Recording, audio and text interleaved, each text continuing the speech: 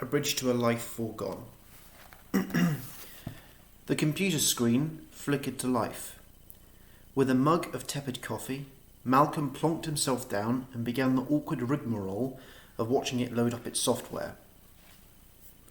Every day it seemed to get a little slower.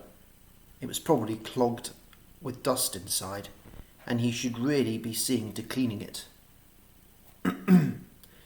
He felt the familiar sadness that always came hand in hand with turning the device on.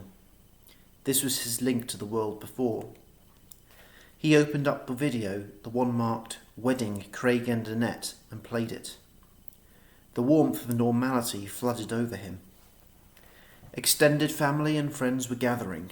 Chitter-chatter sounded, and cars croaked as they slid into an overcrowded car park.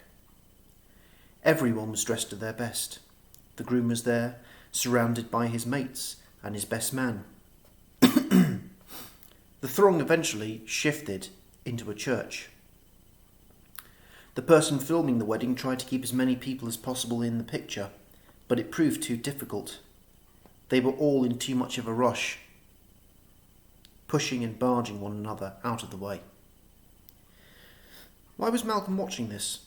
Simple. It provided a sense of normality, of something fixed, boring and relaxing. It was a family gathering, which would later turn into dancing, drinking, munching on the cheapy buffet. The wind gathered pace outside. Somewhere thunder rumbled.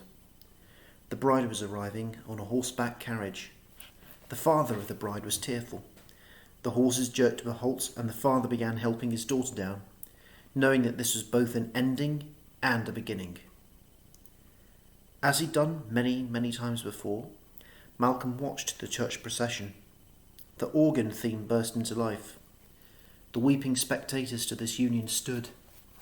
The bride, escorted by her dear old father, moved down the aisle, expression blank. The priest, a kindly man with wispy grey hair, conducted the service with plenty of smiles and jokes. Soon enough, man and wife were emerging from the church victorious. Malcolm paused the video and made himself some more coffee. He paced around the room for a few moments.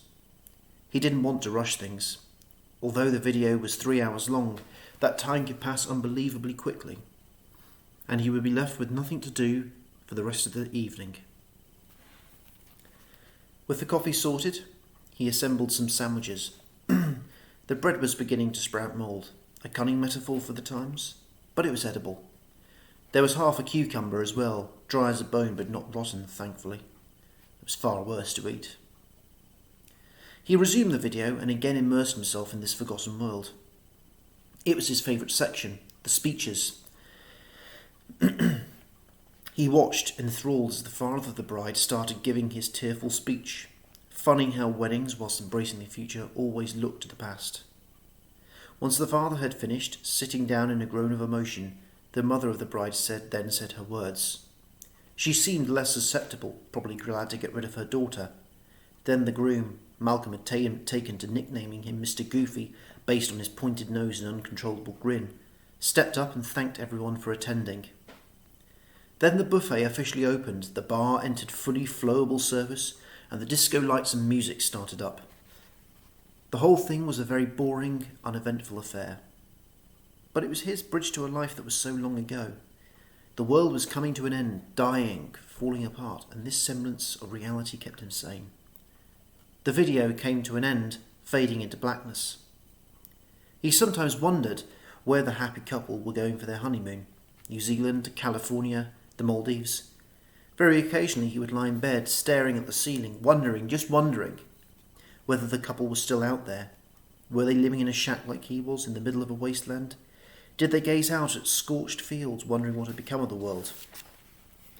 Malcolm closed down the computer. He would revisit them tomorrow, let their world claim him. But for now, he would have to stay with this one, the dead remnants of hope and opportunity.